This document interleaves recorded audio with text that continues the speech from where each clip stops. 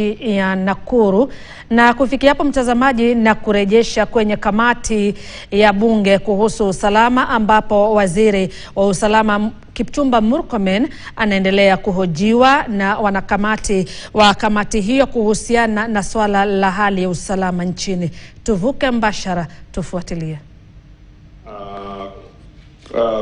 Division, which is Tilangok locations and Nogirwet sublocation. We have Kongasis division.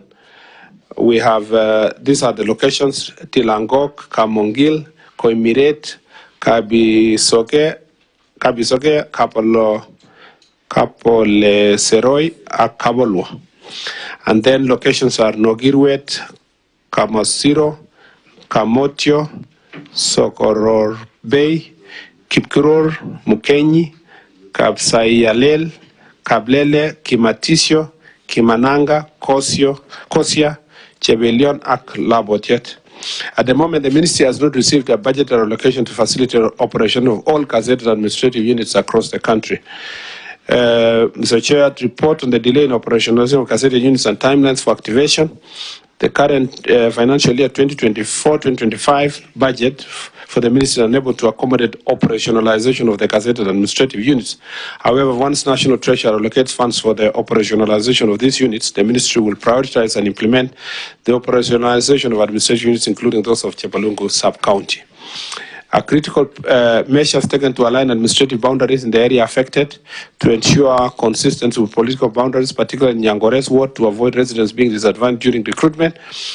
A critical principle for creation of administrative units is bringing service closer to the public. However, should residents decide to align administrative units to existing political boundaries, the same should be subject to public participation, and the ministry will take necessary administrative action. I actually had a one-on-one conversation with the MP on this issue. The disadvantage of part of the administrative units are in Chepalungu constituency and part are in Bomet East, was it Bomet Central? So, and we have already told him to commence the process of public participation so that we can align it with administrative or political units. So, Chair, I think those are the only relevant questions. I think the question of administrative units was really exhaustively discussed on the floor. In terms of timelines, operationalization, division, sub-counties, and so forth. So allow me to close in that topic. So, that issue. CS, as you close that topic, for the purpose of record and Kenyans who are actually following and interested in this, you remember quite well that, of course, why you are called, and it was the first one because it became a very common everyday question in Parliament. And it became very clear the problem has been always about budgetary.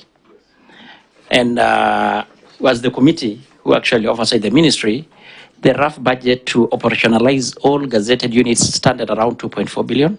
I think the PS, when he represented you, said so. And I don't know whether you remember or you acted. The speaker did make a ruling that day, or a directive, that now you tabulate all the units that were pending operationalization, attach the budget, so that between the ministry and us as Parliament, we think and work around on mobilizing resources to have these issues sorted and once for all. I think that was put as requested by the Speaker or directed, and it's 3 weeks. We have not received the same. And you know we are making commitment to hear Kenyans. Yes. Mr. Chair, the truth is that that information was already submitted during the budget process. But I will replug it and submit to the Speaker's office. But it is within your purview and the budgetary process already. Even when the PS appeared before you, he appeared with the documentation on the same issue. So maybe for just avoidance of doubt, we can resubmit at the end of the day today or tomorrow morning for just avoidance of doubt. But in terms of our budgetary request for 2025-2026, that information is fully supplied for purpose to support the budgetary process. Just for record, yeah, because even the Speaker directed, you can either through direct or through the committee. Let's have that report through the committee, enumerating all the units and the budgetary gaps, so that we within Parliament also, as an appropriating institution, we can see how to help us. I'll do that latest tomorrow morning. Okay. Yeah. Lastly, before you leave there, Kenyans, I don't want to. There is some pronouncements you did make on the issue of promotion of graduate chiefs to either principal chief or ACC.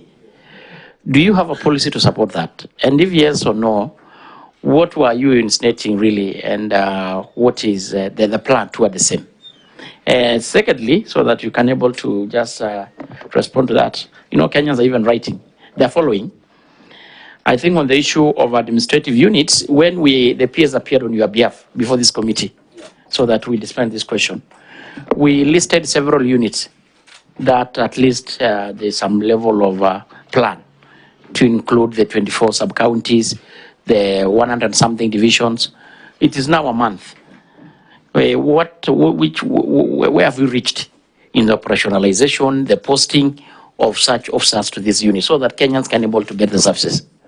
Maybe you can respond to the two, then we take you to the next question. Let me say, for the promotion of the ACCs, yes, of the chiefs to ACCs, yes, Mr. Chair, it's already happening, but in small bits.